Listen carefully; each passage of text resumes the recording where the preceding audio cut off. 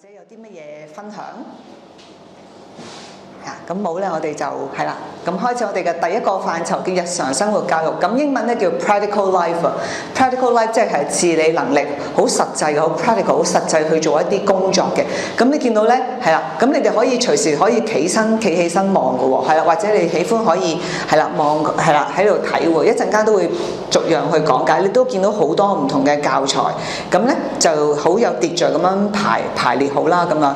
咁當你哋咧學習咗10堂之後咧，你會變得咧好似又唔係叫職業病，即係會好樣樣都會好有條理、好順序咁樣做嘅，係啊，咁咧就會其實老師都會培養到個秩序感出嚟，唔係淨係小朋友嘅喎，咁樣係啊。好啦，咁咧嗱，蒙特梭利都有我都揀咗一啲比較精警嘅句子啦，係啦。咁一個孩子能夠獨立地完成某項工作，佢嘅自尊自信就可以得到發展嘅，係啦，持之以恆去做啦，咁樣通過發展小朋友嘅日常生活技能，係啦，就你見到好多嘢咧喺日常家品店都可以買得到，所以喺蒙特梭利嘅教材裏邊咧，唔係一定要買佢啲教材，咁咧其實好多嘢都可以自己 DIY 可以做到嘅，咁樣係啦，咁咧去發展佢哋日常生活技能啦，照顧自己係啦，學識照顧自己，自理能力啦。照顧個環境，去保護個環境，係啦，就譬如其中一項，譬如就係打掃啦，係啦，照顧環境啦，有啲盆栽就抹下啲樹葉啊，或者修剪下咁樣啦。咁呢樣嘢咧，可以培養到小朋友嘅責任感，好緊要。而家時下嘅小朋友咧，係啦，都比較缺乏呢樣嘢，咁所以咧都希望可以透過呢個日常生活嘅訓練、自理能力，去培養翻佢哋自己嗰個責任感喺度嘅喎，係啊。咁呢個就係蒙特梭利佢嘅唔同嘅説話啦，咁樣係啊。咁你見到呢位小朋友佢好專注，係啊，基本上咧，我哋老師咧示範1、2次咧，佢哋好快，其實佢吸收能力好強，好強嘅，係啊，佢哋好容易咧就可以學習到。咁呢個咧就練緊佢嘅3字習。咁呢支咧其實就係嗰啲con 咧，如果有帶 con 咧，你哋可以可以留起佢，係啦。咁留起佢咧就可以愛嚟做呢樣嘢，做呢個工作啦。咁呢個小朋友就喺度夾波先。咁呢塊咧，其實啲家品店可以買到，其實係吸地下防線嗰啲吸嚟嘅。嗰個咧原來係可以一個好好嘅教材嚟嘅，有2種玩法嘅。呢個就係擺波子，另一個咧就擠啲水喺嗰度，係啊，所以原來好多嘢都可以玩到嘅喎。係啦，咁咧每個範疇都有佢一定嘅目的嘅喎。咁咧就促進佢嘅心智發展同埋佢自己嘅獨立精神嘅，係啦，佢哋自己去學識係啦，去拉鏈啊、扣鈕啊，好多係啦，自己可以獨立，自己可以做到嘅喎，係啦。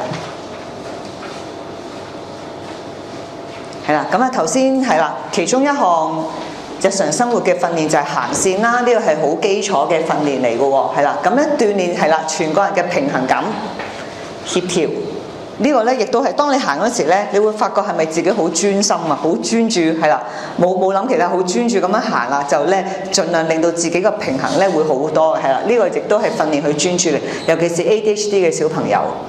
俾佢哋真係行，佢哋其實都中意行嘅。不過咧，佢哋行到咁上下咧，就會覺得好悶嘅。咁我哋老師就會諗一啲辦法，譬如係跳住嚟行咯，係啊，跳住行啦，咁樣或者做一啲交叉咁樣動作，係啦，咁樣或者咁樣跳住嚟行，係啦，等佢覺得有趣、有挑戰性，因為佢哋中意有挑戰性，要新嘅嘢，係啦，咁啊，同埋忍耐力，係啦。點解忍耐力啊？因為條線呢個比較短啲啦。咁你哋如果喺課室嗰度咧，可以整一條比較長啲，或者咧同佢哋，因為佢哋中意參與嘅，同佢哋一齊設計嗰條線咯。咁佢自己有份設計咧，佢一定會好用心同你去完成行到呢個行線嘅活動嘅喎，咁樣。係啦，呢個亦都係練佢嘅專注忍耐力嘅，係啦，呢個就係行線，我哋英文叫 walking on the line，係啦，咁樣。係啊，咁咧日常生活呢個範疇咧，裏邊仲有再細分嘅喎，咁咧有分4種嘅，咁咧其中一個叫動作教育，係啦 ，control of movement 動作教育。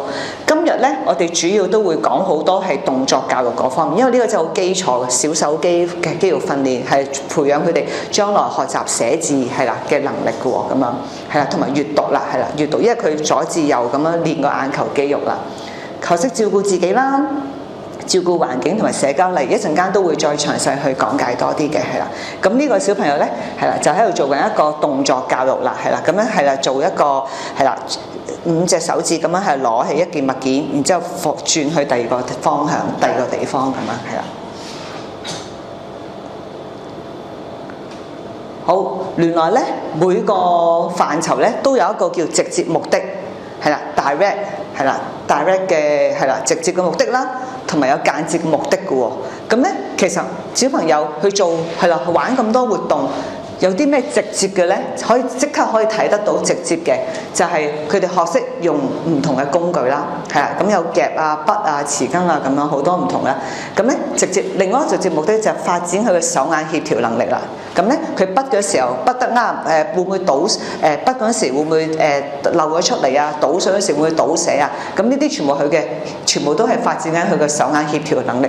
所以點解話啲小朋友咧佢中意不停去練習咧？可能初倒嗰時咧會倒瀉晒，係啦，但係之後慢慢咧佢會自己調節到，慢慢訓練到咧就會好準確咁樣唔會倒瀉噶啦咁樣。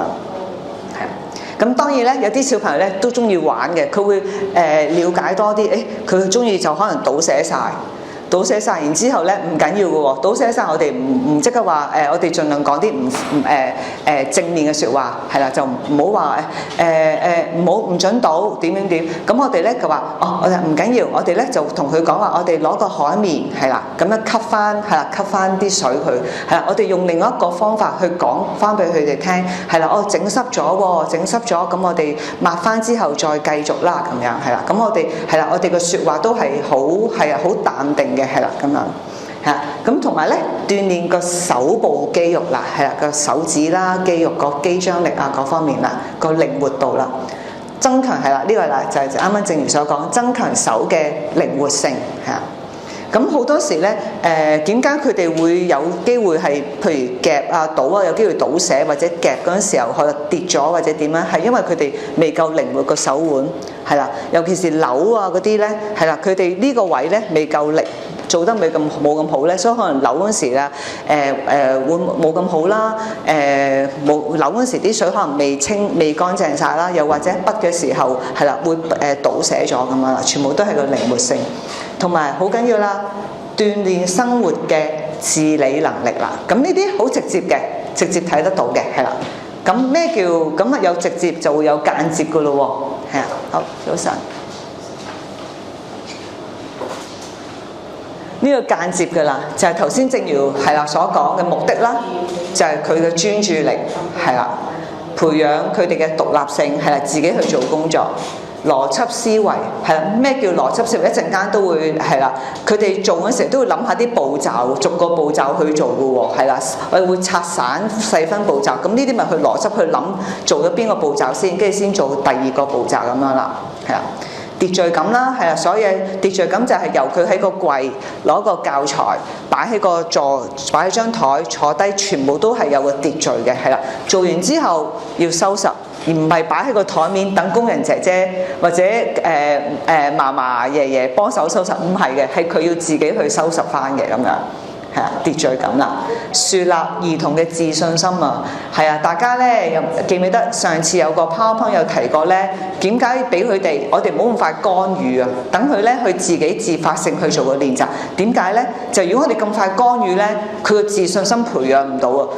小朋友可能佢會諗：咦，點解你咁快干預我唔做呢樣嘢，做第二樣嘢？因為家長咧就會覺得：唉，成日做呢樣嘢好悶啊！你可唔可以做第二啲嘢啊？我想你，因為家長都會傾向比較心急，想佢好快學到新嘅活動。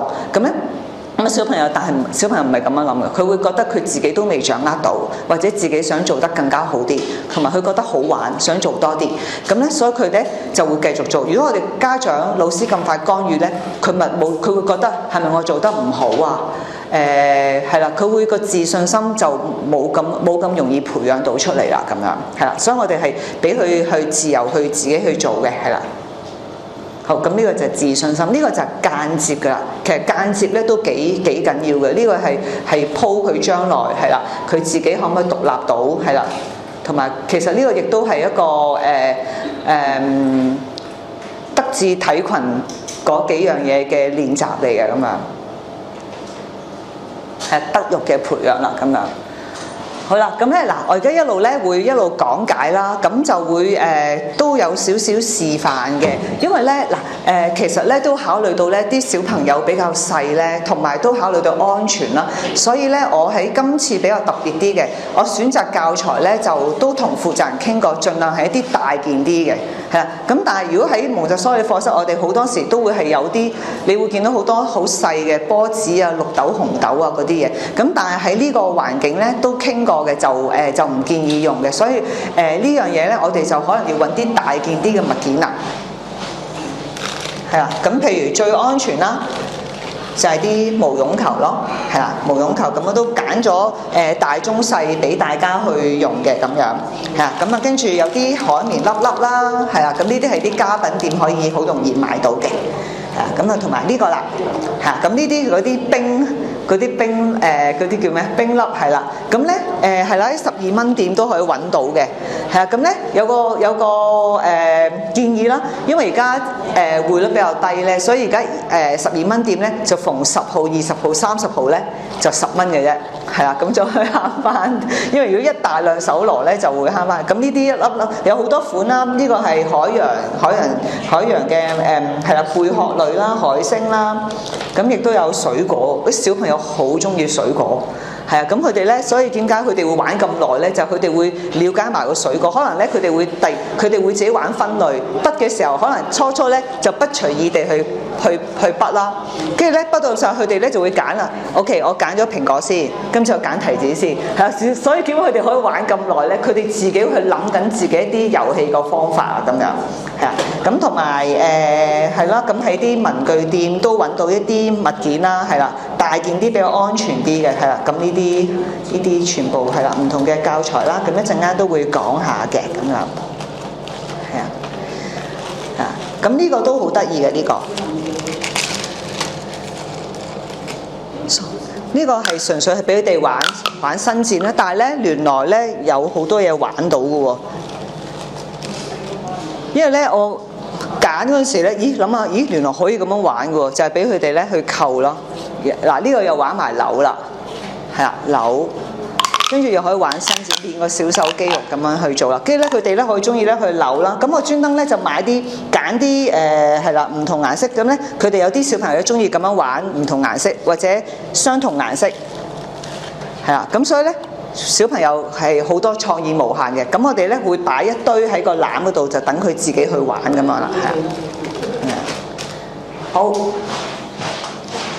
係啦，咁咧原來動作教育咧有好多個範疇嘅。咁第一個咧叫爪啦，係啦，咁咧係啦，爪嘅意思係啦，你見我哋正式嘅步驟咧就係呢個咧，其實練佢個手指，因為咧好多小朋友咧啲肌張力唔夠好啊，咁咧同埋咧伸呢啲位咧做得唔好咧，我哋咧就想去做多啲伸展啊啲手指，除咗話可以按摩下個手掌，即係譬如咁樣按摩。係啦，除咗可以咁樣同佢按摩之外咧，就可以做呢個動作啦。係點樣做咧？係啦，咁呢度有個物件啦，係啦，就左至右啦。所有嘅 setting 咧都係個物件咧就咁樣係啦，咁樣放喺小朋友嘅左手邊，係啦，永遠左隻開始，係啦，咁啊開始喺度咧就去找一啲物件，係找搬過嚟。係啦，放手係啦，我哋咧就同小朋友講咧，盡量咧伸展多啲嘅，係啦，想練翻佢啲肌肉，係啦，小手肌係啦，咁樣找放係啦，找放咁樣做啦。咁你見到呢張相嘅小朋友係咁樣就佢會做，但係當然咧有啲小朋友咧佢唔會咁樣咁聽話咁樣同你做，佢哋可能就咁樣是但咁樣就算啦，唔緊要，起碼咧佢做到呢個找嘅動作係啦，起碼找係啦，咁咧。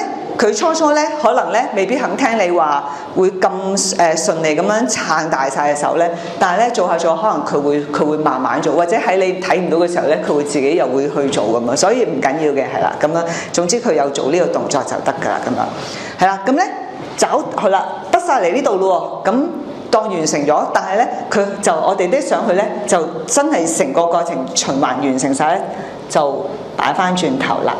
係啦，咁樣拎起爪，係啦，咁樣放翻轉頭。咁呢個咧係練習啲咩咧？就整個手掌去找啦，係啦，我哋英文叫 whole hand grabs，係啦，咁啊爪係啦。另外一種咧叫三指爪，係啊，咁咧就譬如咧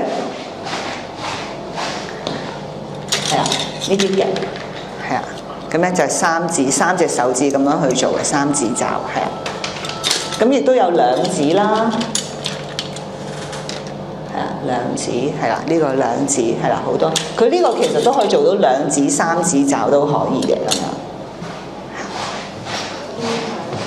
係啦，咁啊呢個就係爪啦咁樣。好，下一個動作啦，倒咯喎，係啊，呢個係小朋友最中意活動，同埋咧喺呢個環境咧，咁我覺得係啦，除咗啲比較大件啲物件啦。我建議可以做好多水嘅活動。一方面咧，點解咧？小朋友係好中意水嘅，佢好中意玩水嘅。咁咧，同埋咧，第二方面就係咧，原來可以舒緩到個情緒嘅。係啊，當佢哋尤其是佢哋個人比較開始一啲激動啊、鬧情緒啊、想發脾氣嘅時候咧，同佢玩下啲水嘅遊戲，即會慢慢安靜翻嘅，係啦。咁咧又係喎，咁咧個 set up 又係啦，咁咧就揾一啲。一啲盤咧有少少高度嘅，點解咧？就因為有機會整濕嘅，有機會佢會倒瀉晒，咁咧就會係啦，咁啊會比較承載住就好啲啦。咁同埋咧必定嘅 set up 咧係會係啦，就係咁樣。所以咧我專登就係啦，整啲相俾大家咧，就可以睇到一個正式嘅 set up 係點樣擺法，係啦，左至右啦。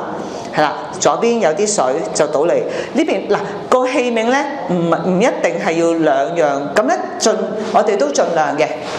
點講？你會見到呢度係啲教材一 pair 一 pair 排好晒，咁你哋可以咧一 pair 咁樣去做，係啦，去倒啦。譬如呢個咧兩個杯柄咁樣去倒水啦。咁又或者咧可以玩啲唔同器皿喎，可以咧或者咁倒落去呢度又得，係啦，可以用唔同器皿，但係咧亦都會開始可以用一對先。其實咧亦都可以俾佢睇到小朋友咧一個好有秩序，同埋亦都係有少少觀感上叫做咩咧？視覺上比較望落去靚啲、整齊啲咁樣咯，係啊。咁呢個你可以係啦，喺啲家品店去揾啲漏斗咧，咁俾佢咁樣玩，佢哋又好中意喎。係啦，咁水啦，咦，我哋咧都會整啲顏色㗎，係啊。咁咧基本上我都買咗啦。其實最簡單咧，唔需要買太多顏色嘅。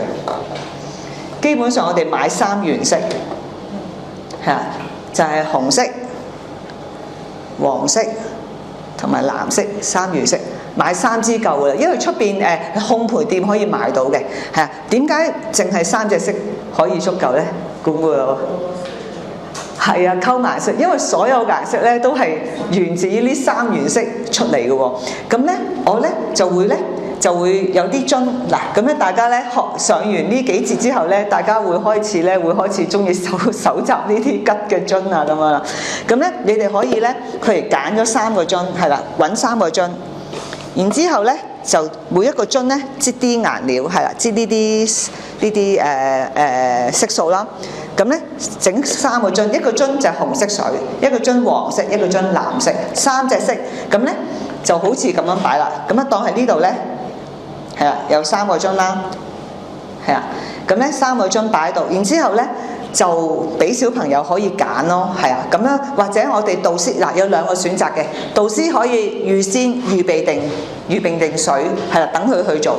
另一個選擇咧就係佢哋俾佢哋自己揀，係啦。今次想咩色？可能咧小朋友話可能佢哋想溝顏色嘅喎，係啦。可能我想要我要綠色，咁咧綠色係邊2隻色溝咧？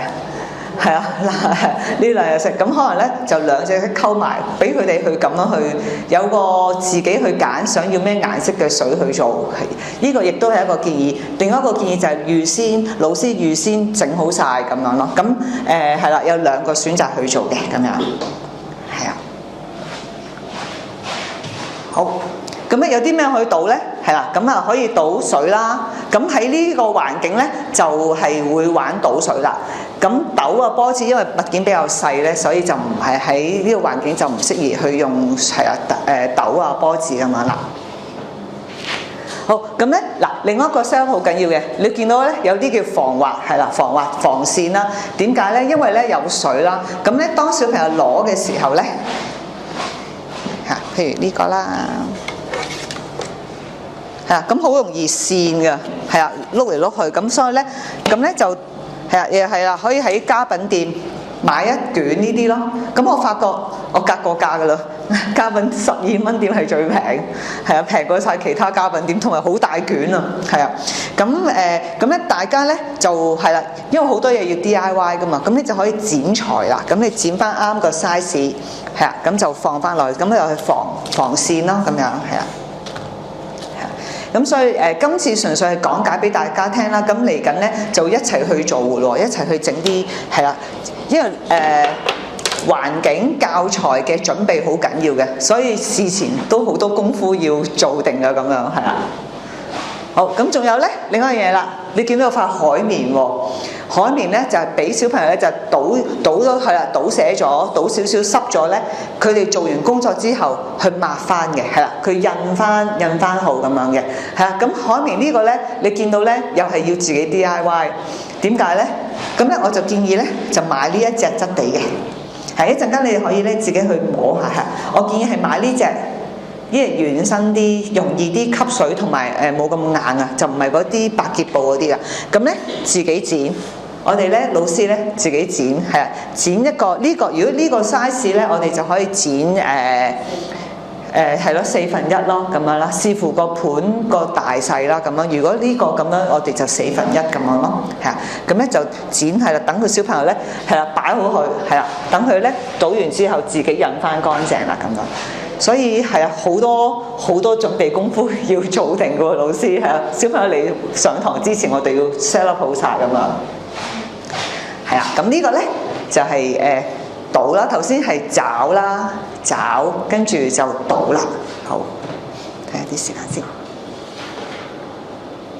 係啊，咁咧有好多嘢可以倒嘅喎，係啦，咁水啦、啷啦，咁咧如果你哋咧可以自己喺出邊咧去揾一啲大啲嘅啷都得嘅喎，係啦。咁個器皿咧唔使一定要咁細，可以大件啲都可以嘅，係啦。咁啊呢個咧佢。我哋扮倒豉油咁樣啦，咁呢個個樽真係嗰啲豉油樽嚟嘅，膠樽嚟嘅，咁俾佢自己去倒啦咁啊嚇。咁當然咧，我哋老師都會做定準備功夫先嘅。咁啲水嘅份量幾多咧？我哋都盡量係可以啱可以係啦，倒到4個嘅，係啦咁樣。咁所以我哋之前都要準備定水嘅去到個位水位去到幾多啦咁樣嚇。咁呢個咧。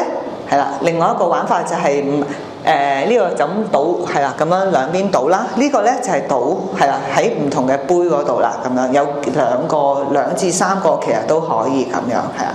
咁可以唔同玩法，呢個就溝到綠色啦，咁樣係啊。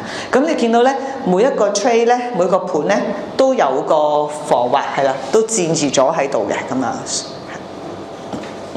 咁呢啲係一啲照片俾大家參考下啦。係啦，咁跟住開始另外一個動作筆咯喎，係啦，個手腕力啦，係啦，咁樣咁咧啲家長咧都會好中意講話，小朋友寫字係好出晒界冇力啊，或者係啦就好用力嘅，係啦，就係點解咧？因為佢個佢個小手肌呢度咧個發育係啦唔夠力啊，咁咧。其中一個方法咧係咩咧？就係、如果小手肌要訓練得好咧，其實個大肌肉呢度咧都要練翻好啲嘅。咁我都會同家長講，係啦，咁咧就係做啲伸展，係啦，同啲小朋友一齊咧做一啲伸展運動，係啦，咁樣做一啲伸展先，係啦，咁樣做啲伸展。原來咧呢度咧肌肉咧得繃緊咧，影響晒呢度嘅肌肉，所以點解會寫字冇咁好或者冇咁靈活呢個手？係啦，就係、因為呢個肩胛肌肉呢邊係啦唔夠放鬆。當呢度咧伸展放鬆翻咧，呢度咧呢啲位咧自然都會放鬆嘅。咁然之後咧就可以開始做下啲練習咁樣啦，係啦。好，咁啊筆啊有啲咩筆咧？係啦，又係啦一樣啦。咁咧基本上係豆啦、波子、毛絨球啦，可以筆毛絨球或者夾噶啦咁樣。咁咧我都帶咗預備咗一部分嘅匙羹啦，你哋自己咧都可以咧搜羅唔同款嘅匙羹，係啦。原來發覺咧唔同匙羹嘅弧度咧用嘅力都唔一樣嘅喎。譬如呢啲咧比較直啲咧，佢會扭得勁啲嘅，係啦。咁所以開始嘅時候咧，可能我哋頭嗰幾堂我哋去 set 嘅時候咧，可能我哋揾一啲比較簡單啲嘅匙羹，等佢容易啲筆咯。係啦，呢啲比較容易啲啦，係啊咁樣。咁之後就可以揾啲直身啲嘅，係直身啲俾佢筆啦咁樣。又或者可以擺定都得嘅，因為每個小朋友嘅能力都已經唔一樣啊嘛。咁可能佢會應付到咧咁樣係啦。因為如果係一大班就可以擺定唔同款嘅匙羹俾佢哋啦咁樣。你哋會唔會有機會係有個別訓練㗎？即係而家知道係一啲小組啦，即係可能俾佢哋一齊去玩啦。會唔會有機會有啲係個別㗎？一對一咁樣做㗎，係啊 ，OK， 係啦。如果一對一咧，可以開始揀一啲比較容易啲，譬如平時食飯飲湯嘅匙羹，係啊，呢度好，係啊，揾一啲冇咁直身嘅，係啊，冇咁彎嘅，係個弧度冇咁高嘅，係啊，慢慢睇佢嘅能力幾多咯。如果你發覺咦佢都冇問題，你就揾一啲係啦高難度啲嘅匙羹俾佢去筆啦咁啊，係啊。咁夾都係啦，如果係啦玩一對一，如果做一對一訓練嗰啲咧，夾咧都係揾一啲容易啲嘅先，係啦。我都開始嘅時候咧，呢啲係最容易嘅，係啊。你會發覺開頭啲小朋友咧，佢哋好中意咧，係佢哋未咁快去做呢個動作，好多時都係大部分都會係一開始佢係咁樣做嘅，係一定會咁樣揸，就係未夠力咯，係啊。咁所以唔緊要嘅。俾佢練下先，係啦，練到咁熟。所以咧，譬如如果你見佢仲係咁樣咧，就翻轉頭啦，係啦，退一步海闊天空，翻轉頭玩下呢啲先，係啦，玩到咁上下咧，就係啦，先至去做呢啲夾啦，係啦。咁全部都有個程序嘅，係啦。咁呢啲咧，我哋揀嗱，同埋咧，我哋老師咧。開始揀教材用嘅時候都要好小心咯，就係揀啲容易嘅先，係啊，睇下佢程度去到邊度。如果我哋一開始咧揀啲複雜嘅，譬如呢個係啊，呢個係比較高難度，呢個就係夾嗰啲田螺係啊，夾係啊蝸牛係啊，田螺嗰啲係啦。咁呢個咧係最用力嘅，就唔建議咁快開始用住啦，係啦。咁我哋咧揀啲容易啲先，係啊。等佢咧發覺原來佢掌握到啦，我哋慢慢提升個難度啦。咁所以我哋老師咧自己都會自己玩下先，係覺得邊一款嘅夾係邊啲容易，自己去分咗類先，容易到有高難度。咁然之後咧就小朋友會俾提示我哋噶嘛。咁你見到佢，咦呢個 OK 喎，做到喎，做得好好喎。哦，我哋咧就可以揾一啲幼啲啦。呢個係夾冰嗰啲嘢，都係12蚊店，係啦。咁啊開始揾一啲細啲咯，係啦。咁咧因為越細咧，就越訓練到佢個手指係啦，個三指啦，係啦，3隻手。嗱呢個咧就係最幼啦，係最難噶啦。咁所以循序漸進咁樣做。所以我哋老師咧之前咧自己都要試下玩下先，係啦，咁樣去逐樣去做啦，咁樣。咁呢個有好多款啦，啲夾麵包啊，夾係好多嘢都。好多款嘅咁啊，好，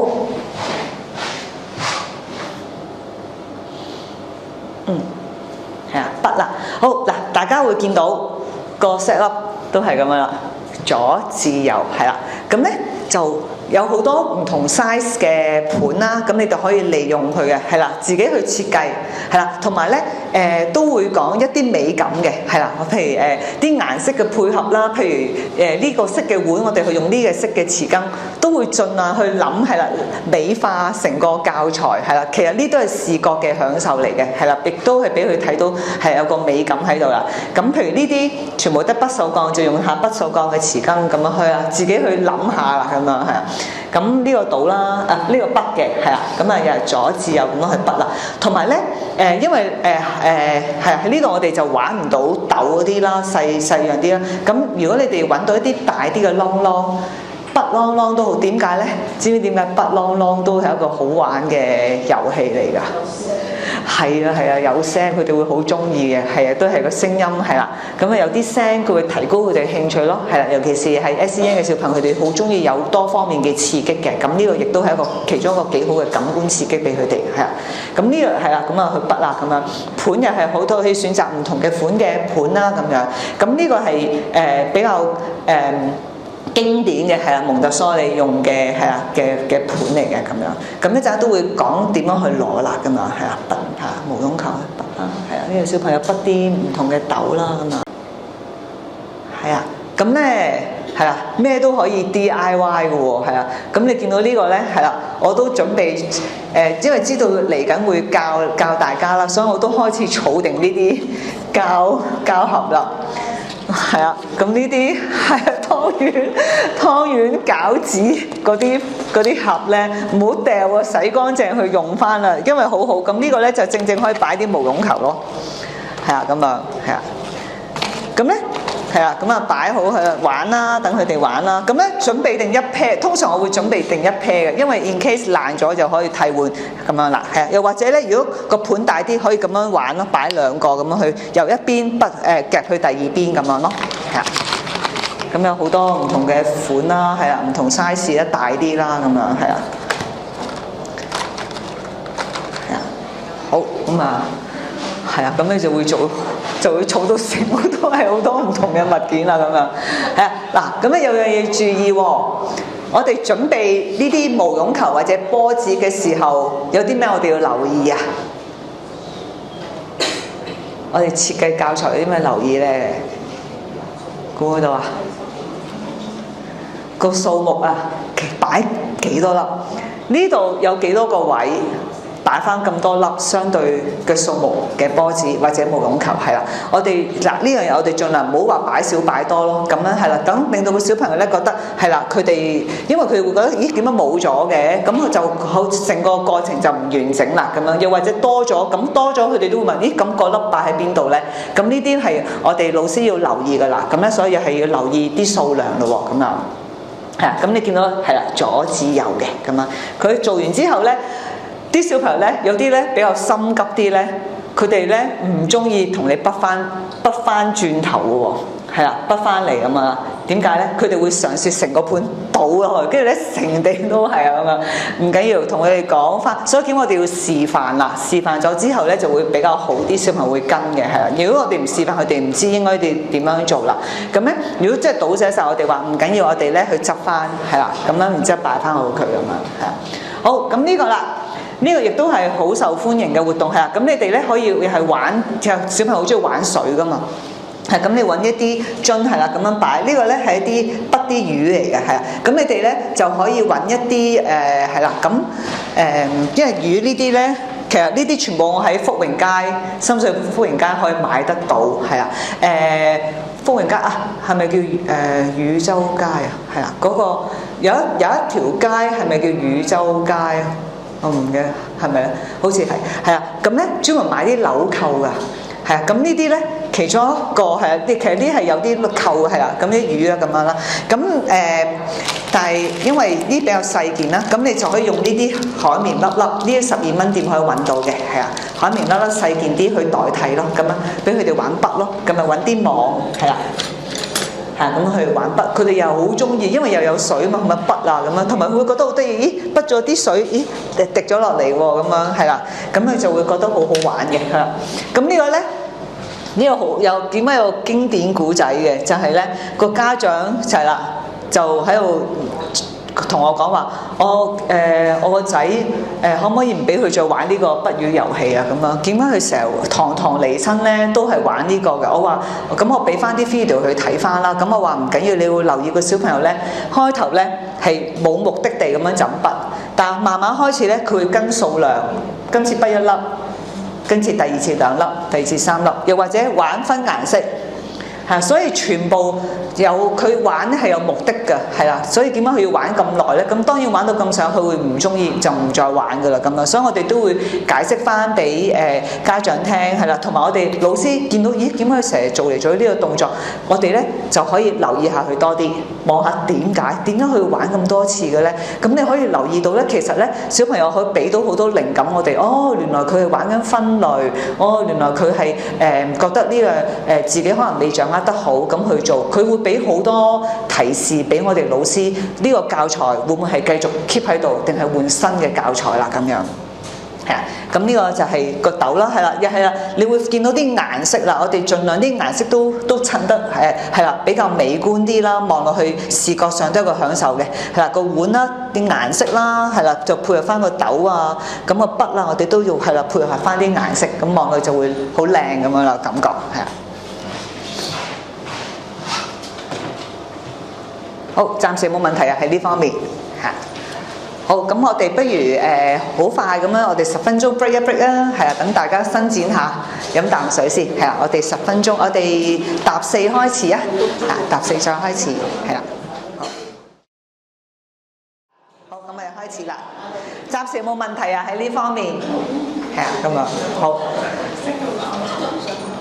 好啦，夾啦。係啦，夾咧有3指啦，或者2隻手指。咁小朋友開始咧，佢好中意用成個手掌嘅，係啦，唔緊要嘅，等佢咧慢慢練翻就可以循序漸進就可以練翻啦。咁咧又係啦，咁呢啲盒仔咧又係係啦，喺你自己手攞啊，係啦，或者買嘢啊，有啲盒啊，咁可以留翻啦，咁樣係啦，咁咧又係左至右咁樣擺啦，咁啊呢個係原本嘅湯圓盒嚟嘅咁樣嚇。咁去玩豆啦、波子、毛絨球啦，咁樣係啦，有好多款嘅，咁樣可以慢慢自己去設計啦，咁樣。咁譬如呢啲盒啦，咁呢啲我喺係啦，啲執笠倉啦，係啦，其實有幾個教材聖地嘅12蚊店、深水埗福榮街、金魚街買啲泵，係啦，呢啲咁嘅泵，因為我發覺好多地方都冇，就係金魚街，又或者偉大嘅淘寶，係啦咁樣啦，呢唔同 size 嘅泵啊，佢哋好中意嘅，咁你哋可以買唔同顏色咯，係啊，咁佢因為中意咧，佢哋可能咧中意同一個動作，但係咧玩唔同顏色，係啊，咁佢哋揀啦咁樣，咁我都會教翻大家點樣去做正確示範，咁有唔同嘅 size 啦，係有唔同顏色、唔同 size，咁啊係啦，咁啊跟住呢啲係啊啲泵啦，係啦，呢個咧就咁樣夾啦，係啦，咁樣夾，係啊，咁樣泵，係啊，咁好多玩法嘅咁樣，係啊，咁呢啲盒啦。點解會有用咧？俾佢玩分，佢哋自己去分。呢個亦都係練埋小手指，係啦，小手機，係啊。咁你自己打開去擺，係啦。咁咧你可以俾佢開始嘅時候咧，有啲小朋友咧好醒嘅，佢會取易捨難嘅。佢自己知道咧，自己隻手肌肉未 ready 咧，佢會咧。我哋已經揀咗，我嗰陣時咧同佢做訓練咧，我已經揀咗最容易嘅夾俾佢咧，但係佢都唔用咯。佢咧決定用手做，好多時都係咁樣。佢知道自己嘅能力去到邊度啊嘛，咁唔緊要，因為佢自己知啊嘛，咁樣咁之後佢自己夾未夠，咁我咧玩另一樣嘢啦。咁當然呢個俾佢啦，俾佢繼續玩，佢用隻手去擺好佢啦，分類啦。咁但係咧，我哋點樣解決佢呢個避開唔夾呢個問題咧？都好普遍啊！發覺好多都唔中意就係因為佢唔夠訓練咧。咁我哋做咩咧？玩泥膠咯，同佢玩泥膠撳啊，係啦。咁啊搓，我哋一齊話搓一個長條形，然之後撳啦，係啦。咁然之後就係啦扭啦。咁但係有啲小朋友咧唔中意玩泥膠嘅，好敏感嘅。咁我哋就係都係水咯，係海綿咯。係啊，咁咧濕啲水俾佢流咯，咁啊係，做翻呢啲動作肌肉先係啦，做翻練翻好，咁咧慢慢咧佢就可以掌握到咧，就會肯同你去掂翻呢個夾噶啦，咁樣係啊，所以咧好多嘢都有原因嘅，我哋唔好逼佢夾硬要佢夾，因為好多時咧我發覺有啲家長會好心急㗎，我哋已經做1對1訓練咧，佢係個心急到咧，佢真係走埋嚟。揸住個小朋友隻手同佢夾，我就真係要同佢講話唔好意思，等佢自己去示範解釋翻。其實家長都會明嘅，當你解釋嘅背後原因咧，佢會明白，就會退一步海闊天空，就俾個小朋友做翻啲基本嘅訓練先去做翻夾呢啲動作啦，咁樣係啊。好。咁你見到都係離唔開豆啦、波子啦、啷啷啊、毛絨球呢啲唔同嘅物料啦，咁樣因為呢啲係啦啲石仔啦，咁石仔就比較危險啲，容易吞落肚啦，咁樣，所以你可以揾一啲大件啲嘅物件啦，咁樣係啊，同埋呢啲防線嗰啲氈咧，可以揀唔同顏色嘅喎，係啦，又因應翻個盤嘅顏色去襯翻咯喎，咁樣係，即係我哋話襯衫嘅襯鞋，咁我哋係啦，教材都可以咁樣去配襯翻啦，咁樣係啊。咁有好多另外一啲唔同款嘅夾啦，係啦，咁你可以整一個籃擺好佢，然之後俾佢分顏色。咁當然咧，我哋都會係啦，就係啦，因應翻個數目。呢度咧，我哋自己都要自己試咗先嘅。佢可以最多擺到幾多個？通常都係2個，係啊，呢度有4個，係啦，夾到2至3個。我哋自己都做咗一次，係可以擺到幾多？係啦，如果唔係咧，就逼得滯或者太疏就冇咁好啦。咁呢啲自己 DIY 啲顏色咯，咁樣。咁你發覺咧，我哋好多教材咧，啲顏色咧一定係有3原色。我哋開始玩嘅時候咧，你會發覺你會開始買物料嘅時候咧，都會盡量係買3隻顏色或者4隻顏色，係咪咧？加埋個綠色咯，紅黃藍綠。點解咧？因為亦都係蒙特梭利下一堂講感官教育咧，咁咧都會啲感官教育特定嘅教材咧，都會係紅黃藍綠呢幾隻色嘅，係啦。咁咧，我哋會咁樣去擺啦。咁同埋玩分類咧，我哋都盡量係揀一定首要嘅3隻顏色就係紅黃藍啦，咁樣去玩啦，咁樣。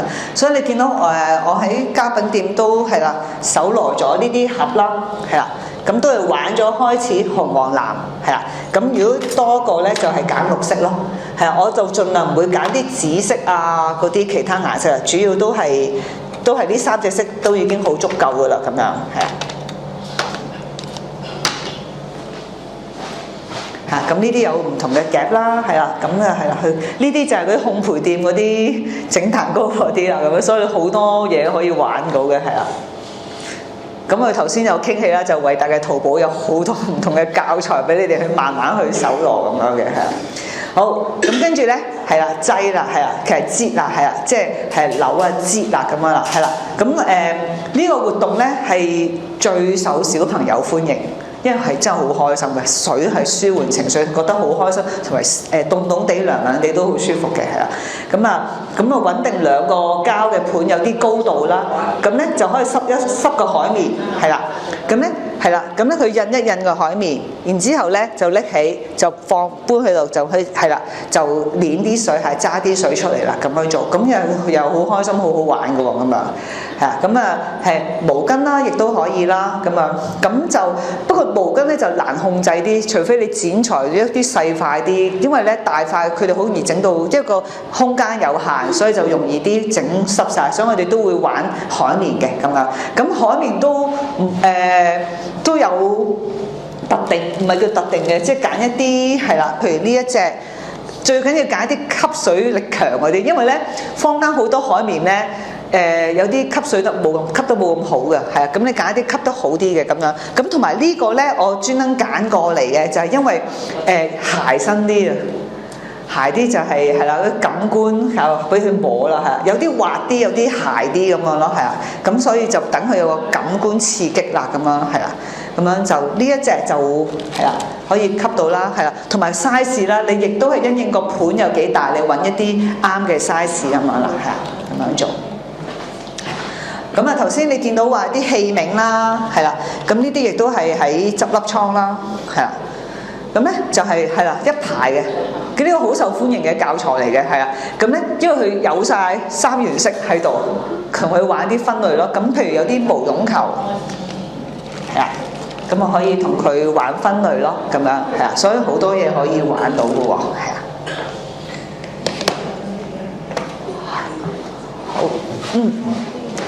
好，呢個係個泵啦，係啊，咁咧就去泵啦。呢個咧12蚊店曾經都有嘅，但係我唔知點解而家冇再出啦。咁所以就係啦，就可以去金魚街買到嗰啲泵啦，仲好啲，嗰啲仲靚啲添啲顏色，係啊。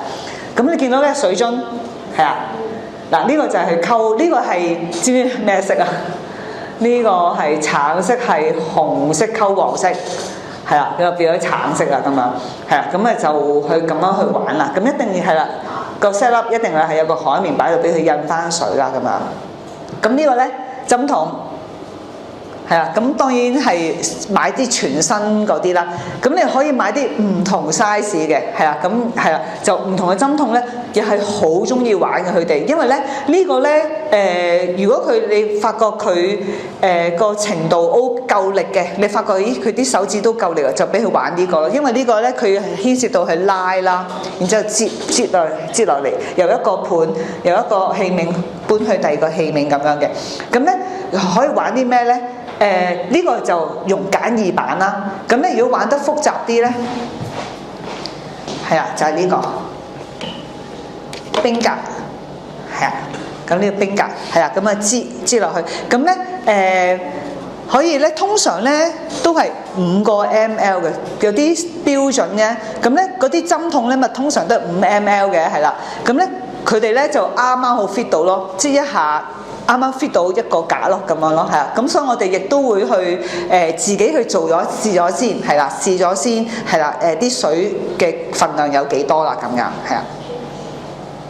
咁呢個咧可以好多用途喎，除咗玩水之外咧，又去玩下夾下毛絨球啦，或者一啲唔同嘅物料咁樣啦，係啊，去俾佢去夾啊，或者用手指係啦。通常開始佢哋中意玩用手做先嘅，跟住先至玩夾咁樣，係啊。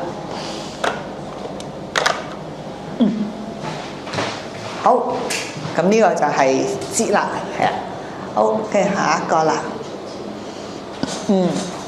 呢啲咧全部練手腕嘅活動，扭扭擰擰啦，係啊，咁咧就會係啦，會可以開始可以手攞唔同嘅樽咯喎，係啊，俾佢咧，咁咧好多時我哋有，譬如有啲籃啦咁樣，係啊，咁樣去擺啲籃，去擺一啲唔同嘅樽咯，唔同 size 嘅，俾佢就咁去扭咯，咁樣係，咁可以擺啦，咁樣。整整齊齊有好多唔同款啦，係啊，咁可以俾佢去玩啦，係啊。咁咧頭先有介紹過呢個啦，呢個就係最近發現到幾好玩嘅，係啦，係啊，咁樣去扭啦。因為咧我發現咧其實出邊咧咪有啲好標準嘅扭嗰啲顏色膠嗰啲螺絲咧，我發覺啲小朋友原來係唔中意玩嘅。嗰個咧我嗰陣時好耐之前買咧，我發覺佢哋唔中意玩嘅。咁所以咧就要諗一啲方法，等佢去做翻呢個學扭扭擰擰嘅動作，咪係玩下扭毛巾、海綿咁樣咯，係啊。咁發覺係啊，嗰次就嘥咗錢去買咗呢啲咁嘅教材啦。咁但係佢唔中意，咁咧後尾就發覺揾到呢一個就好開心，好中意玩啦咁樣，係啊。係呢個我哋叫扭扭擰擰啦，呢個係。好。剪紙活動呢個就比較第二個層次啦。咁咧佢玩熟咗呢啲之後咧，咁當然咧視乎課室嘅空間有幾多，個櫃可以擺到幾多教材啦。咁呢個我哋嚟緊第7、8、9、10係啦，都會講多啲，因為實際去到睇到點樣係 set up 啦。咁呢個咧就係當佢哋咧個手 ready 啦 ，OK 咧，佢哋可以試下去玩剪紙活動啦。咁開始剪嘅時候咧，嗱呢啲有唔同款嘅剪紙啦。咁咧，但係咧開始嘅時候咧，我哋可以唔使玩剪紙住嘅。咁咧剪泥膠，係啊，剪泥膠係啦。咁當然佢係中意冇敏感，咁就可以俾佢試下做啦，係啦，咁樣剪。同埋咧我就建議係長條型嘅。係就唔好話一大塊，因為咧係呢個就講設計，點解要一條幼身啲咧？等佢一下可以剪斷佢啊，就唔係連續咯。因為咧小朋友可能未去到練習到可以連續咁樣去剪啊，可能未學習到。等佢，因為咧如果發覺佢剪唔到冇咗個自信心咯，就唔會繼續同你去做啦。咁咧所以咧我哋開始嘅時候咧，就等佢容易啲，一下可以剪斷嘅。咁如果係剪紙嘅話咧，我哋個紙係啦，盡係一個紙條咯，等佢咧容易一下可以剪到。所以我老師準備嘅時候，我哋自己試下係咪一下可以剪斷到咯，咁樣嚇。咁呢啲比較連續性咧就高層次，等佢咧掌握到佢一下剪得到啦，咁就可以開始俾佢剪下啲連續啦，咁樣。咁咧剪下啲唔同嘅形狀啦，係啦，曲線開始玩下直線先，跟住曲線或者係啊弧形啦，係啦。弧形，跟住咧係啦，形狀啊呢個好受小朋友歡迎嘅。咁咧就剪完之後咧係一個spiral 係啦，一個螺旋咁樣，佢哋好中意咁樣揸住咁樣彈下彈下咁樣啦，係咁呢個就比較高難度啲係啦，俾佢去做啦。咁有唔同嘅剪紙活動啦，咁樣係呢個高層次啲。咁咧啊，同埋咧我哋蒙特梭利教學法咧揸鉸剪有個方法嘅喎。大家會唔會平時大家係點樣揸鉸剪㗎？即係如果攞住鉸剪攞去遞俾人嘅時候，你會點樣去攞㗎？揸住邊度啊？揸住脷呢邊係咪啊？係啊，係咪咁樣揸啊？係啦，呢個就係正確嘅方法嚟嘅，係啦，咁咧就唔會傷害到自己，亦都唔會傷害到人啦，咁樣係啦。同埋咧，我哋攞啲利嘅物件都盡量向下咯，就唔係咁樣對住咁樣去做啦。咁有時如果唔小心撲親點樣咧，就會容易吉到人，係啦。我哋咁樣係啦，咁樣去揸住，係啦。咁我哋揾啲圓頭啦，同埋咧，我哋老師咧買鉸剪嘅時候咧，又係啦，買3隻顏色。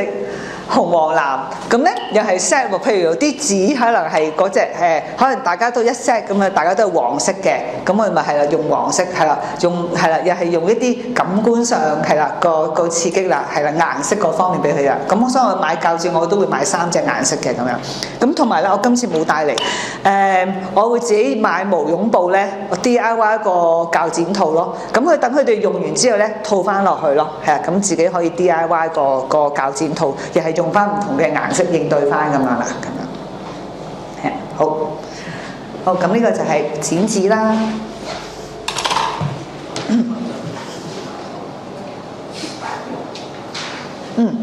另一個嘢貼紙啊，好好嘅小手機練習啊，係啊，咁咧同埋我發覺咧，好多小朋友唔識去點樣去搣呢個步驟，即係未去到貼啊，係搣個步驟連佢哋係好多都唔識嘅喎，佢哋個手指係未 ready 咁樣，佢哋咧就唔知點樣去隻手好靈活地去係啦揸住一張咁樣就，佢哋好多時就唔知點樣係個動作係啦。會揸埋一嚿好多唔同嘅方法，總之係搣唔到出嚟啦。咁我哋又要示範嘅喎。咁呢個我初都幾 surprise 嘅，就係係啦，擺喺度，咦竟然唔識搣喎，係啊，咁所以我哋係啦要示範咯。咁我哋又係啦 set 好個教材俾佢哋啦，咁去做啦。咁呢啲都係自己 DIY 去係啦，因應翻個貼紙幾大個圓圈，我哋就去自己DIY 翻咁樣咯，咁呢啲貼紙咧喺淘寶都可以揾到嘅，佢一大塊㗎，一大塊，咁又係買紅黃藍綠，通常我都一定買呢4隻顏色㗎啦，咁咧然之後自己剪咯。咁咧譬如呢個咧，我哋係俾佢係2格啦，就係搣完之後嗰啲紙張就放喺隔離咯，咁樣。咁我下一堂帶埋俾大家望下。咁有啲我會剪到一粒粒啦，有啲我會剪一條嘅，一條就5個啊。同埋咧，我哋設計嗰時咧都會用一個數字係啦，5啦、10啦、15、20咁樣去做啦，係啦，5個。點解咧？其實俾佢開始咧了解到數學嘅理論啊，係啦。50、15、20或者單數雙數，遲啲數學嗰度點樣去教小朋友單數雙數係好容易嘅，係有個方法去做。咁喺數學嗰時就會教大家啦，咁樣係啊，紙張啦、貼紙啦，可以選擇唔同顏色嘅貼紙。建議咧就先提供紅黃藍3種顏色，跟住先至可以玩其他唔同嘅顏色嘅咁樣，或者玩唔同嘅形狀，係啦，唔同形狀嘅貼紙。同埋咧淘寶咧佢有啲海綿貼紙啊，又係好中意玩嘅佢哋，係啦，除咗啲紙質啦，仲有啲海綿質地嗰啲叫咩咧？係，總之係軟身嗰隻貼紙嚟嘅。咁咧有好多款嘅，有形狀，你可以揾啲有形狀，有啲係數目字，有啲係英文字母，有啲係動物，係啦，你可以揾好多唔同。等佢目的都係咩咧？都係俾佢哋玩貼，係啦，咁樣去做啦。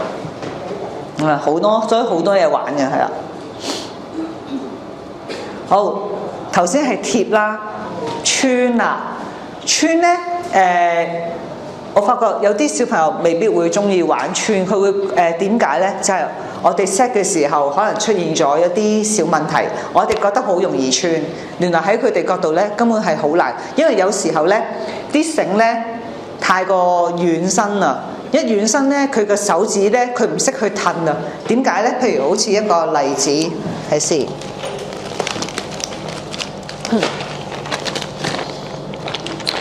呢個要可能要剪一剪開先，剪一剪開先，係啦。咁有啲開始拆出嚟啦。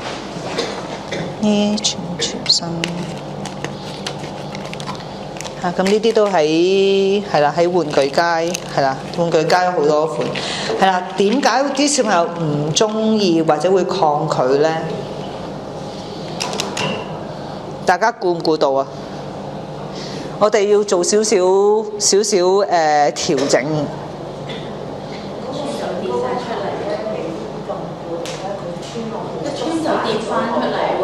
係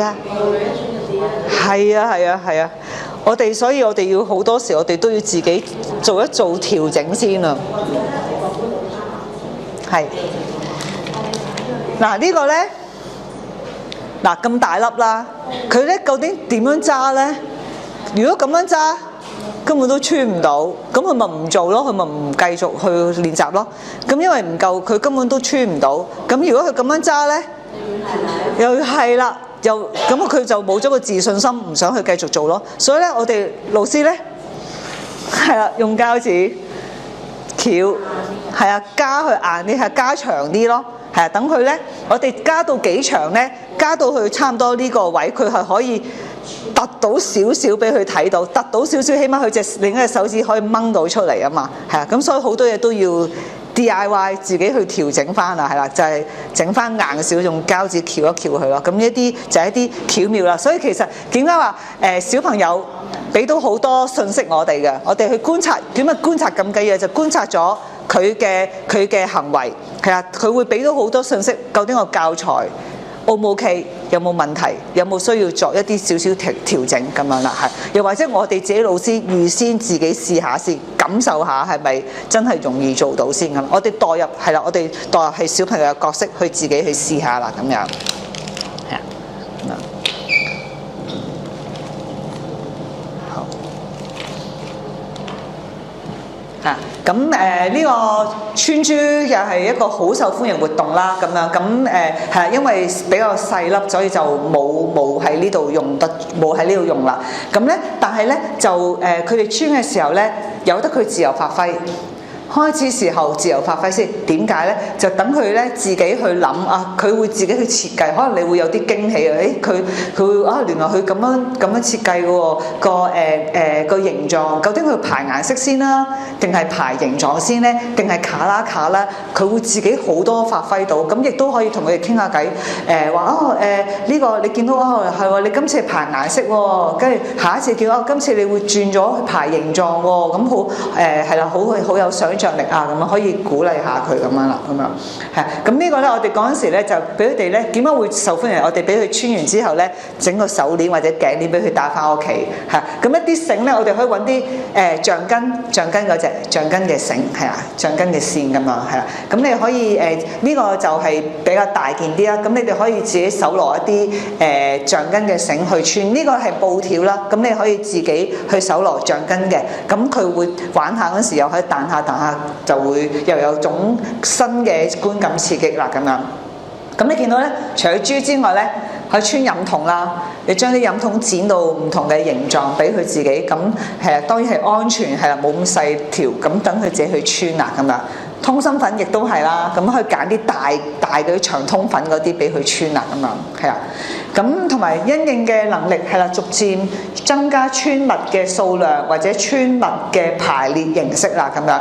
咁咧其實呢個咧亦都係少少開始有啲語言教育嘅前置喺度噶啦。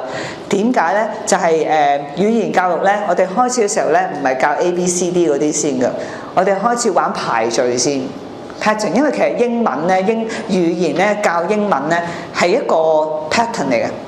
係一個排序嚟嘅，咁樣就係譬如啲 grammar 都係排序嚟嘅。咁咧就譬如咧，你會見到話排列嘅形式，可能佢開始可能紅黃藍咁咯，咪一個排序 pattern 咯，係啊。咁可能佢會紅黃藍咁樣做，係啦，俾佢去做咗先。咁咧，我哋除咗俾佢隨意之外咧，我哋可以自己 DIY 啲顏色卡。係啦，咁咧就係譬如等佢一條可能 OK，我哋想去跟嘅紅黃藍俾佢跟，係我哋自己整定一啲顏色條係俾佢去跟嘅咁樣。咁當佢跟到咁上下咧，佢就可以自己去做啦咁樣。係，咁所以好多玩法嘅。咁呢個就關於穿呢方面啦咁樣。好。摺啦，係啦，摺都有個步驟，係啦，摺毛巾啦，咁咧就呢個咧係標準咧，就會畫整咗啲線，等佢跟住去摺嘅咁樣。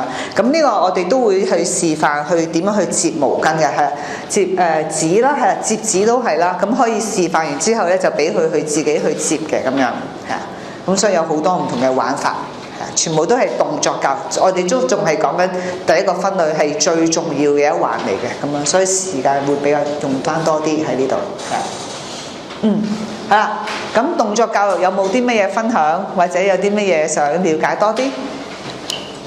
會只係自己同自己玩嘅，大家唔會有兩個細路一齊玩。非常之好，係啦，會有互動嘅，係啊。咁呢啲咧，通常都會係自己個人玩嘅，係啊。但係咧如果去到日常生活咧，都有啲互動嘅，就係斟水，大家係啦你遞俾佢啦，呢啲係禮儀嗰方面咯，係會有嘅，有互動嘅一陣間，係啊，問得好，係啊咁樣。咁但係呢啲大部分都係自己玩先嘅，係啦，培養自己係啦佢嘅獨立能力咁樣咯，係啊。